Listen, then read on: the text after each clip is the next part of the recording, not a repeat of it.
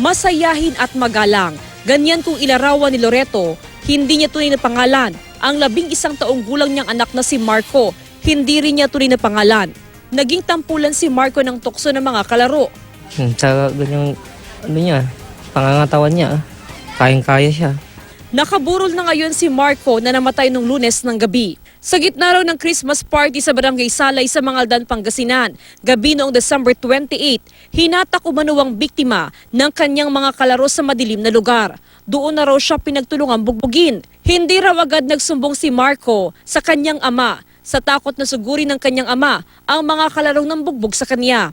Unang araw ng bagong taon hanggang nitong Lunes, nilagnat at sumakit ang buong katawan ng biktima. Doon na dinala sa pagamutan si Marco pero kalaunay nasawi. Masakit, di ko nga rin tanggap, bigla na. Siyempre, masakit. Tapos wala yung mangulang niya dito. Ang hiningi lang namin dyan, yung hustisya ng bata. 3 menor de edad raw ang sangkot sa pambubugbog at iniimbestigahan na ito ng mga opisyal ng barangay. Makikipag-ugnayan na rin sila sa Municipal Social Welfare Development o MSWD. Bukan natin sa authority kasi may mga minor kasi yan eh.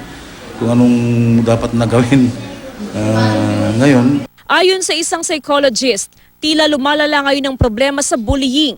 Umaabot na ito sa karahasan dahil anya sa pagiging aktibo ng mga bata sa violent games online at sa social media. Mahalaga raw na maisailalim ang mga sangkot na menor de edad sa tinatawag na productive discipline. Kung ano yung nakikita nila sa model, pwedeng yun yung na-adapt nila and yun yung nagmamanifest sa behavior nila. Jasmine Gabriel Galban, Nagbabalita, Pilipinas.